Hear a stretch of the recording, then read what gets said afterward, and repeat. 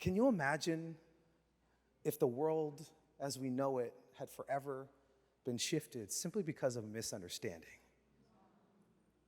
See, when it comes to how we perceive God and how we see God, isn't it so true that there's so many things in our lives that it seems like there's just misunderstanding after misunderstanding after misunderstanding? That what life has told us doesn't always seem to line up with what people say about who God is. And for as long as we know, it seems like us and God just cannot get on the same page. And when you look at the world around us, if you're like me, sometimes you just ask the question, like, does God even care? Does he care about my pain? Does he care about what I'm going through?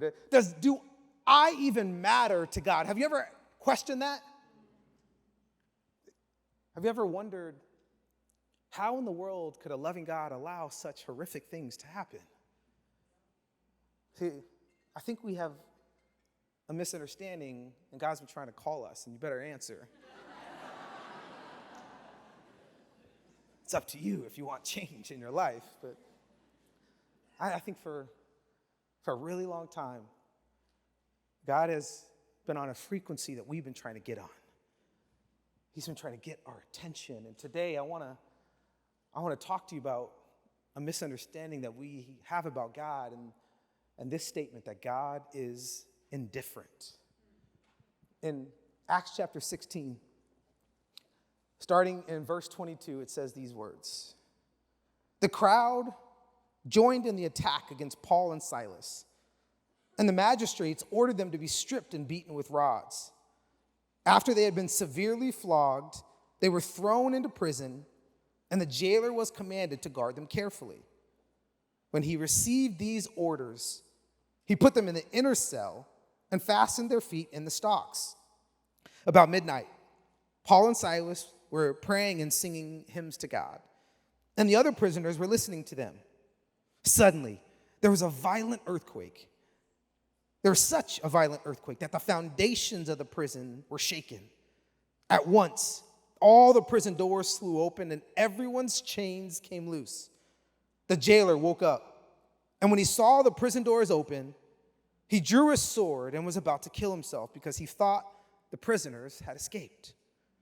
But Paul shouted, 'Don't harm yourself. We are all here.' The jailer called for lights, rushed in, and fell trembling before Paul and Silas. He then brought them out and asked, 'Sirs, what must I do to be saved?' They replied, 'Believe in the Lord Jesus, and you will be saved, you and your household.' Then they spoke the word of the Lord to him and to all the others in this house. At that hour of the night, the jailer took them and washed their wounds. Then immediately he and all his household were baptized. The jailer brought them into his house, set a meal before them. He was filled with joy because he had come to believe in God, he and his whole household." I mean, we're done. This incredible moment where you see not just a life changed, but a household. You see a moment, what could have been the worst moment in someone's life, all of a sudden brought new meaning and texture to it.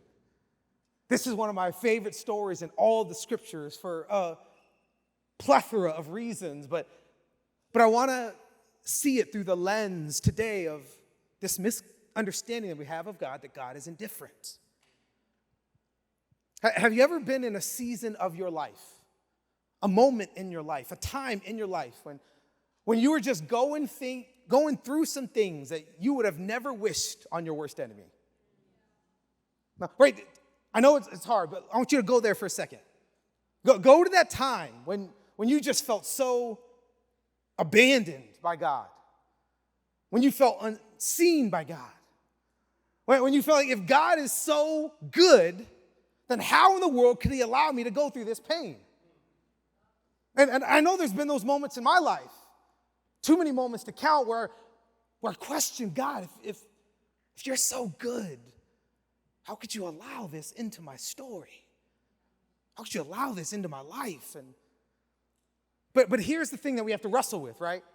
When we're in the midst of these horrific moments, these difficult moments, these moments of pain, of struggle, take God out of it, and what's still there? The pain, the struggle, the difficulty. See, here's one thing that we know. You may have a view of God that God brought pain into your life, or he brought heartache into your life. If you remove him from the situation, it's still there. So maybe it's possible that God isn't the orchestrator of pain, but he is one that could bring meaning to it. That it's in his hands. When we align our lives with him, we find a purpose that we never could have without him. But it doesn't change the fact that we still have to go through some stuff. Can you imagine what was going through Paul and Silas's mind? A little backstory of what ended them up in this prison. There was this woman who was being taken advantage of, who was being used for profit. And she had a demon inside of her. And Paul and Silas, they cast out this demon. And then her people that were in control of her were using her to make money. And they got mad because now the skill that they were taking advantage of was gone. And so they said, throw these dudes in jail. They cared about this girl more than the people who actually had ownership of them. And what it ended up with is they ended up in jail, in prison. What do you do with your understanding of God when you do all the right things and yet you still end up in the wrong place? And I think one of the misunderstandings we have about God, or maybe you've been told, you've heard, is you follow God and then everything's going to be Gucci. Everything's going to be fine. Like, God's got you. He does, but he isn't going to always position you in places that you don't want to be. See, there's something in this story, there's something in these lives of Paul and Silas that I think God's trying to help us understand that he is not indifferent, that he is not absent. It's just that he may be seeing life through a different lens than we do.